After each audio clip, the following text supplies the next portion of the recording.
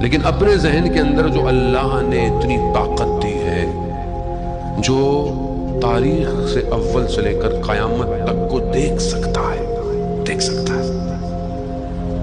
آیت اللہ خوئی رضوان اللہ تعالیٰ علیہ، آیت اللہ غازی طباطبائی رضوان اللہ تعالیٰ علیہ کی خدمت میں آئے اور ایک وظیفہ لیا۔ انہوں نے انہیں وظیفہ دیا مولا کائنات کے حرم میں، انہوں نے اس کو انجام دیا۔ جب انجام دیا اس کے بعد انہوں نے عالم شہود میں دیکھا، کیا دیکھا کہ آہستہ آہستہ ان کا نام بڑھ رہا ہے۔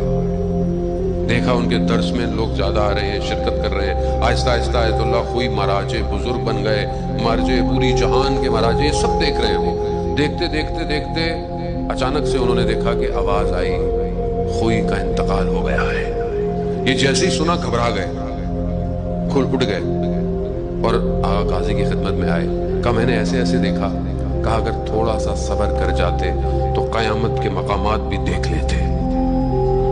ایک شخص دیکھ سکتا ہے، دیکھ سکتا ہے، اگر واقعاً پہچان لے کہ اس کی اپنی قیمت کیا ہے۔ کیونکہ ہم اپنی قیمت کو کھو بیٹھے ہیں، اور اسی وجہ سے آج آپ دیکھیں دنیا کے مسائل